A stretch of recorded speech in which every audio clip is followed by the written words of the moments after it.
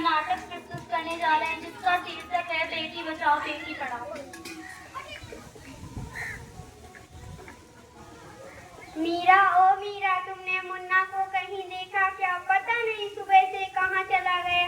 अभी उसने कुछ खाया भी नहीं और दूध भी नहीं पिया। स्कूल जाने की तैयारी भी तो करनी है। नहीं माँ, मैंने तो मुन्ना को नहीं देखा। मैं तो सुबह से बर्तन ही धो रही हूँ। माँ, मुझे भी स्कूल जाना है। मुझे पढ़ना लिखना बहुत अच्छा लगता है। माँ, मेरा भी दाखिला स्कूल में करा दो ना माँ। ए छोरी, बड़ी है स्कूल जाने वाली, घर के काम काज अच्छे से सीख ले, आगे चलकर यही तेरे काम आने वाले हैं। पढ़ लिख कर कौन सा तुझको कलेक्टर बनना, जल्दी जल्दी बर्तन साफ कर। माँ जी, मीरा का दाखिला स्कूल में करा दीजिए ना, उसे भी पढ़ना लिखना जरूरी है। तू चुप कर, पढ़ना लिखना तो ये लड़कों का काम है, उन्हें आगे चलकर घर गृहस्थी की जिम्मेदारी भी तो संभालनी होती है।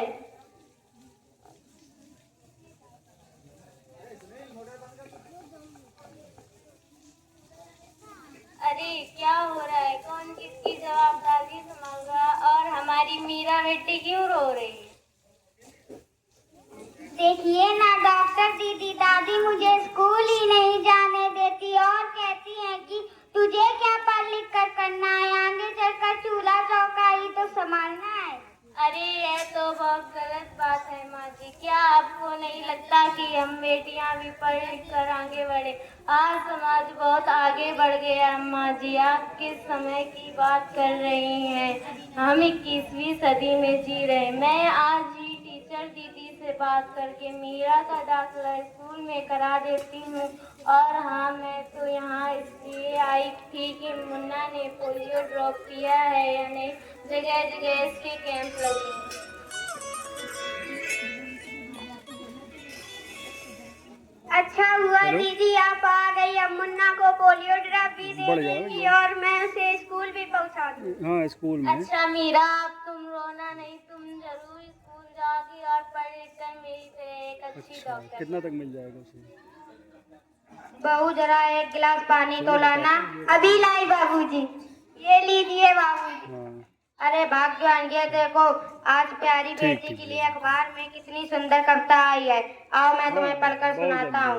बेटी कहती बाँ पसार, मुझे चाहिए प्यार दुलार, बेटी की अनदेखी क्यों करता है निष्ठुर संसार।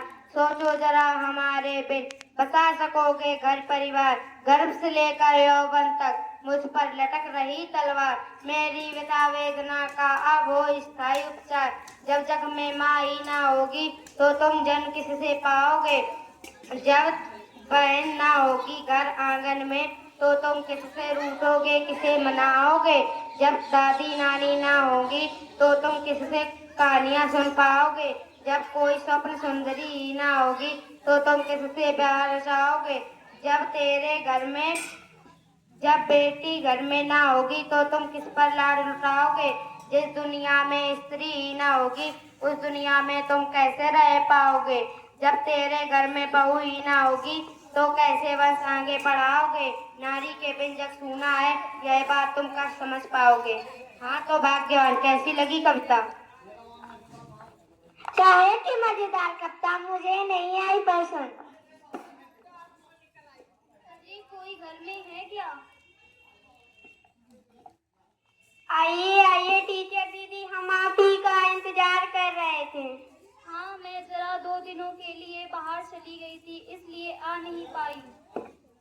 डॉक्टर बहन जी कह रही थी कि आपने मीरा का दाखिला भी स्कूल में नहीं कराया। ये तो बहुत होनहार छात्र है, हमेशा अच्छे अंक लेकर उत्तीर्ण होती है।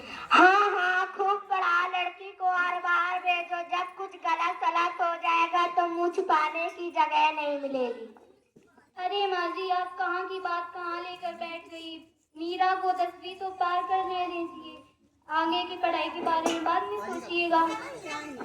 हाँ हाँ, मैं भी तो यही चाहती हूँ कि मीरा स्कूल जाए, यहाँ मेरी सुनता ही कौन है।